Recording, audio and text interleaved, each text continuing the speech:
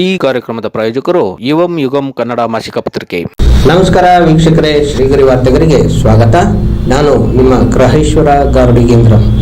Mysuru March 11 Kannada ನಾಮಫಲಕ ಜಾಗೃತಿ ಸಪ್ತಾಹ ಮತ್ತು ಚಳುವಳಿಯ ಅಂಗವಾಗಿ ಇಂದು ಕನ್ನಡ ಚಳುವಳಿಗಳ ಅಗ್ರಮಾನ್ಯ ನಾಯಕರಾದ ವಾಟಾಳ್ ನಾಗರಾಜ್ ರವರ ನೇತೃತ್ವದಲ್ಲಿ ಮೈಸೂರಿನ ಹಾರ್ಡಿನ್ ಸರ್ಕಲ್ನಿಂದ ಕೋಟೆ ಆಂಜನೇಯ ಸ್ವಾಮಿ ದೇವಸ್ಥಾನದ ಮಾರ್ಗವಾಗಿ ದೊಡ್ಡ ಗಡಿಯಾರ ಸಯಾಜಿರಾವ್ ರಸ್ತೆ ಮಾರ್ಗವಾಗಿ ಡಿ ದೇವರಾಜ ಅರಸು ರಸ್ತೆಯ ಮುಖಾಂತರ ತೆರಳಿ ಎಲ್ಲೆಲ್ಲಿ ಕನ್ನಡ ನಾಮಫಲಕಗಳಿಲ್ಲ ಆ ಅಂಗಡಿ ಮಾಲೀಕರನ್ನು ಕರೆಸಿ ಅವರಿಗೆ ತಿಳಿ ಹೇಳಿ ಒಂದು ವಾರದೊಳಗೆ ಕಡ್ಡಾಯವಾಗಿ ಪ್ರಧಾನವಾಗಿ 60% ಭಾಗ ಕನ್ನಡ ನಾಮಫಲಕಗಳನ್ನು ಹಾಕಲೇಬೇಕೆಂದು ಒತ್ತಾಯಿಸಿ ಅವರಿಗೆ ಗಡುವು ನೀಡಿದರು. ನಂತರ ಅರಸು ರಸ್ತೆ ಮೂಲಕ ಜೆಎಲ್ಬಿ ರಸ್ತೆಯ ಸರ್ಕಲ್ ವರೆಗೂ ಸಂಚರಿಸಿ ವಿನೂತನ ಸಪ್ತಾಹ ಮತ್ತು ಚಳವಳಿಯನ್ನು ನಡೆಸಿದರು. ಈ ಸಂದರ್ಭದಲ್ಲಿ ಕರುನಾಡ ರಕ್ಷಣಾ ವೇದಿಕೆ ರಾಜ್ಯಾಧ್ಯಕ್ಷರಾದ ಬಸವರಾಜು, ಕನ್ನಡ ಚಳವಳಿಗಳ ಮುಖಂಡರಾದ BA ಶಿವಶಂಕರ್, ಕರ್ನಾಟಕ ಸೇನಾಪಡೆಯ ಜಿಲ್ಲಾಧ್ಯಕ್ಷ ತೇಜಸ್ ಲೋಕೇಶ್ ಗೌಡ, ಕರ್ನಾಟಕ ಪ್ರತಿಧ್ವನಿ ವೇದಿಕೆಯ ಜಿಲ್ಲಾಧ್ಯಕ್ಷರು ಮಧುವನ ಚಂದು, ನಗರಸಭಾ ಸದಸ್ಯರಾದ ಆನಂದ್, ತಾಯೂರು ವಿಠಲಮೂರ್ತಿ, ಹನುಮಂತಯ್ಯ, ಪ್ರಭಾಕರ ರವರು ಸೇರಿದಂತೆ ಮತ್ತಿತರರು ಭಾಗವಹಿಸಿದ್ದರು. ನಾವೇ ದಪ್ಪದಾಗಿ ಚೆನ್ನಾಗಿ ಹಾಕ್ಬೇಕು ಕನ್ನಡದಲ್ಲಿ ಅಲ್ಲ, ನಮ್ಮದು ಪಕ್ಕದಲ್ಲೇ ಇರಲಿ ಅಷ್ಟೇ. ಈ ಕಡೆದು ಅಷ್ಟೇ ಹಾಕ್ಬೇಕು. ಗೊತ್ತಾಯ್ತಾ? ನೀವು ಹಾಕ್ತಿಲ್ಲ ಅಂದರೆ ನಾವೇ ಗಲಾಟೆ ಮಾಡಬೇಕು. ಹಾಕ್ಬೇಕು ನೀವು ಕನ್ನಡ. ನೀವೆಲ್ಲ ಕರ್ನಾಟಕದಲ್ಲಿ ಇರೋರು, ಕನ್ನಡ ನಾಮಫಲಕ ಬಂದೇ ಬರಬೇಕು. ಯಾವುದೇ ಕಾರಣಕ್ಕೂ ತಪ್ಪக்கூಡದು. ತಪ್ಪಿದ್ರೆ ನಾವೇ ಹೊಡೆದಾಕ್ತೀವಿ.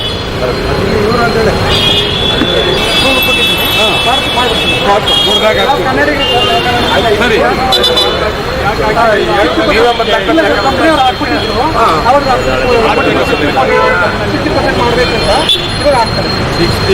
ಅರವತ್ತು 65 70 ಹಾಕಿ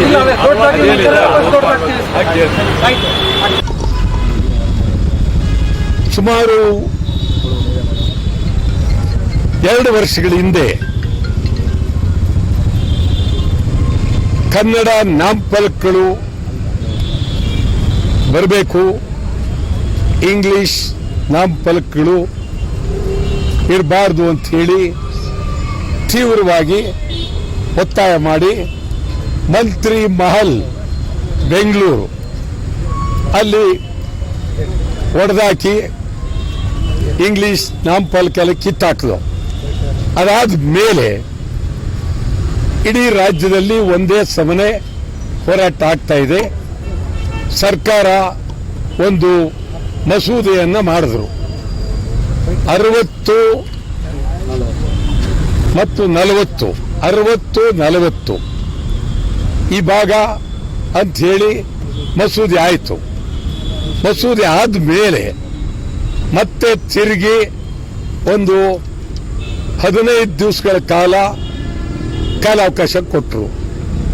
ನಾವು ಈಗಷ್ಟೇ ಮೈಸೂರಿನಲ್ಲಿ ನಾವೀಗ ಒಂದು ಎಚ್ಚರಿಕೆ ಅನ್ನೋದಕ್ಕಿಂತ ಹೆಚ್ಚಾಗಿ ಒಂದು ಒತ್ತಾಯ ಮಾಡ್ತೀವಿ ಅವರಿಗೆ. ನೀವು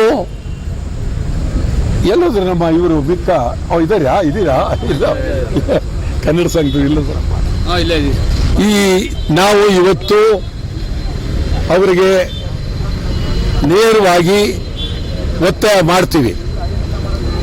ಮೊದಲು ಇಲ್ಲಿಂದ ತಮ್ಮ ಹತ್ರ ಮಾತನಾಡಿ ಅರಸು ದೇವರಾಜ ಅರಸರವರ ರಸ್ತೆ ಅಲ್ಲಿ ನಾವು ಎಲ್ಲರಿಗೂ ಮನವಿ ಮಾಡ್ತೀವಿ. ಇದಾದ ಮೇಲೆ ರಾಜ್ಯಾದ್ಯಂತ ಈ ಬಗ್ಗೆ ತೀವ್ರವಾಗಿ ಚಿಂತನೆ ಮಾಡ್ತೀವಿ.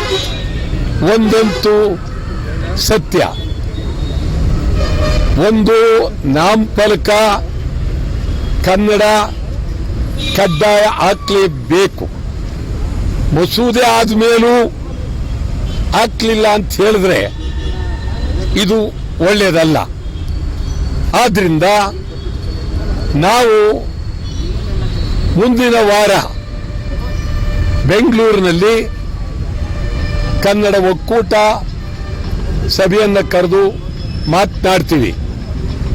ಭಾರಿ ಹೋರಾಟವನ್ನು ಮಾಡೋದಕ್ಕೆ ಕನ್ನಡ ನಾಮಫಲಕ ಒಂದೇ ಅಲ್ಲ, ಕನ್ನಡಿಗರ ಉದ್ಯೋಗ ಇದು ಬಹಳ ಪ್ರಮುಖ.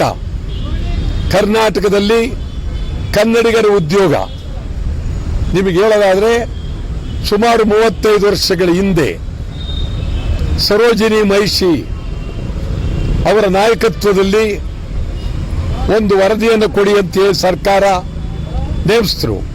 ವರದಿ ಕೊಟ್ಟಾಯ್ತು. ವರದಿ ಮೂಲೆ ಗುಂಪು ಮಾಡಿದ್ರು. ಸರೋಜಿನಿ ಮಹಿಷಿ ಅವರು ತೀರ್ಕೊಂಡ್ರು. ಕನ್ನಡಿಗರಿಗೆ ಉದ್ಯೋಗ ಅನ್ನೋ ಬಗ್ಗೆ ಪ್ರಾಮಾಣಿಕವಾಗಿ ಯಾವುದೇ ಒಂದು ಸ್ಪಷ್ಟ ನಿರ್ಧಾರ ಬರಲಿಲ್ಲ.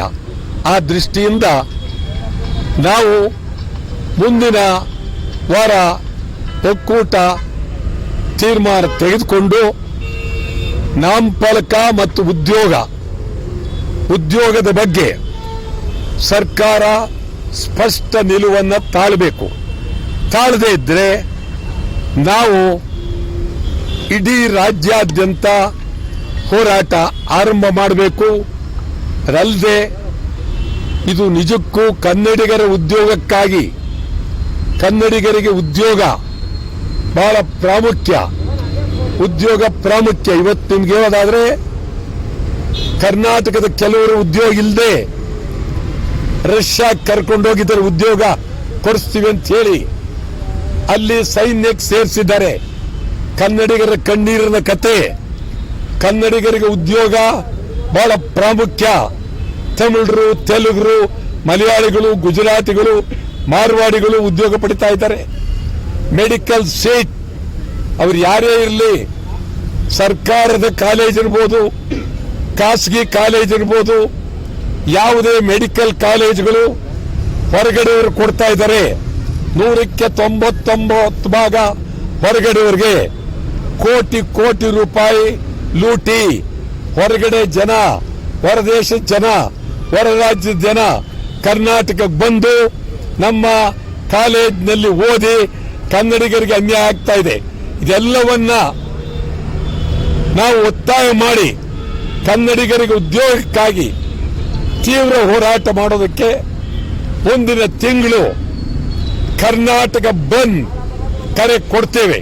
ಕನ್ನಡಿಗರ ಉದ್ಯೋಗಕ್ಕಾಗಿ ಮುಂದಿನ ತಿಂಗಳು ಕರ್ನಾಟಕ ಬಂದ್ ಕೊಡ್ತೇವೆ. ಇದಲ್ಲದೆ ಇಡೀ ಕರ್ನಾಟಕ ರಾಜ್ಯಾದ್ಯಂತ ನಾಮಫಲಕ ಕನ್ನಡ ಉದ್ಯೋಗ ಕನ್ನಡಿಗರಿಗೆ, ಇದಕ್ಕಾಗಿ ಹೋರಾಟ.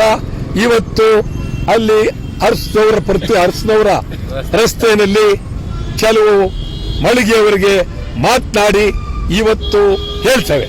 ಇಂಗ್ಲಿಷ್ ಬರವಣಿಗೆ ಇದ್ರೆ ಹೋರಾಟ ಹೇಗೆ ಮಾಡ್ತೀರಿ ಅಂತ. ಇಂಗ್ಲಿಷ್ ಬರಿಗೆ ಹೊಡೆದೇ ಹಾಕದೆ, ಬೇರೆ ಅಲ್ಲೇನು ಈ ನಾಮಫಲಕ್ಕೆ ಮುತ್ತಿಕ್ಕಲ್ಲ, ಹೊಡೆದಾಕದೆ. ಅದಲ್ಲೇನು ಅವ್ರಲ್ಲಿ ಒಳ್ಳೆಕ ಅವ್ರ ಕೈ ಮುಗಿಯಕ್ಕಾಗತ್ತಾ? ತೆಗಿತೀರ ಇಲ್ವೋ ಅಷ್ಟೇ. ತೆಗಿಲ್ಲ ದೊಡ್ಡ ತೆಗಿತೀವಿ, ಹೊಡೆದಾಕ್ತಿವಿ. ಏನು ಹುಡುಗಾಟ ಇದು? ಇದನ್ನ ರಾಜ್ಯನ ಏನು ಕರ್ನಾಟಕ ರಾಜ್ಯದಲ್ಲಿದ್ದು ಗಂಭೀರವಾಗಿ ಅವ್ರು ಹಾಕ್ಬೇಕು. ಹಾಕೋದಿಲ್ಲ ಅಂತಂದ್ರೆ ಒಡೆಯದೆ. ಅದಕ್ಕೆ ನಾವು ಹೇಳ್ತೀವಿ, ಒಡೆಯೋ ಚಳುವಳಿ ಅಂತಲೇ ಮಾಡ್ತೀವಿ.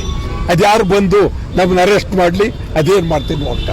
ಮತ್ತೆ ಮುಂದಿನ ವಾರ್ತೆಗರಿಯಲ್ಲಿ ಭೇಟಿಯಾಗೋಣ. ಶ್ರೀಗರಿ, ನಿಮ್ಮ ಮನದಾಳದ ಗರಿ. ನಮಸ್ಕಾರ. ಶ್ರೀಗರಿ, ನಿಮ್ಮ ಮನದಾಳದ ಗರಿ.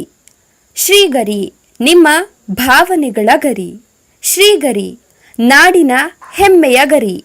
ಮನೆ ಮನಗಳ ಗರಿದು ಶ್ರೀಗರಿ, ತನು ಮನ ಧನಗಳ ಗರಿದು ಶ್ರೀಗರಿ, ವಿಶ್ವದ ದೇಶದ ನಾಡಿನ ಗರಿದು ಶ್ರೀಗರಿ. ಶ್ರೀಗರಿ ಶ್ರೀಗರಿ ಶ್ರೀಗರಿ ಶ್ರೀಗರಿ ಶ್ರೀಗರಿ, ನಿಮ್ಮ ಮನದಾಳದ ಗರಿ.